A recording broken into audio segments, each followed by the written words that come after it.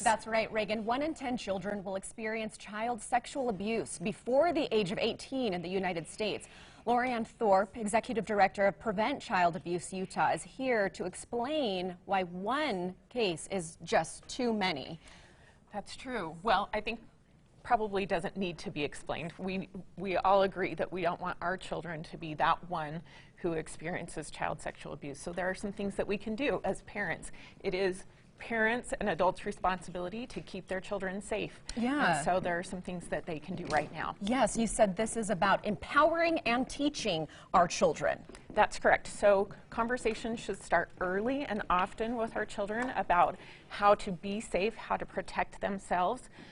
The first and most important part is to talk to our kids about our body parts with anatomically correct words. It can be confusing if they get different messages about what their private parts of their body are and what those words mean. Yes, I agree. So just say the name, and then correct. you normalize those words, and you normalize your own body. Correct. Now, I think some people, or some parents, myself included, wonder how young is too young? When do I start this conversation? What would you say? I think that there isn't too young. I think as soon as your kids verbally understand is the time to start talking to them about this. And I think it's important to not just use those anatomically correct terms, but also teach children to trust their own instincts.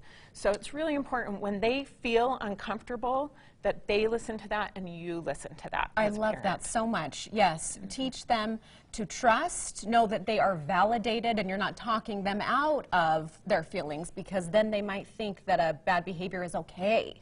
And sometimes we do that unintentionally as parents. We say, go give grandma a kiss or a hug goodbye. And there's nothing necessarily wrong with that. But if our child says, I don't want to, or no, or I'm busy playing, we need to give them permission to say those things and to have the autonomy of their own body to make decisions. Absolutely, because it's not them being mean.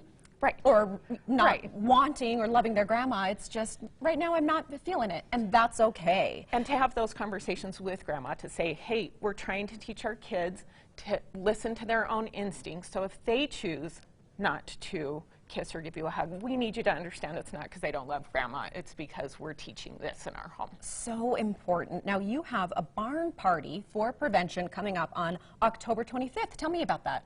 That's correct. We're so excited. It's our fundraiser for the year, and we are thrilled to have actually some folks from your team.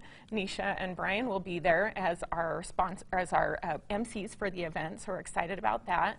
It will be at the Utah State Fairgrounds, and you can find more information at pcautah.org. Buy your tickets, sponsor a table. Perfect. So that's where the details will be, or if you're interested in donating. Thank you so much for being here today. Thank so you. important. It was my pleasure. Just ahead, a local chef gets the honor to cook for the James Beard House. We'll have fun at that barn party. And then still ahead, get your snow cone the Vampire Penguin way. See how their shaved ice is lighter, fluffier, and creamier. Then don't miss the final season of Modern Family. So that's the shaved ice. We're talking with one of the stars of Modern Family making their modern farewell at 9:40.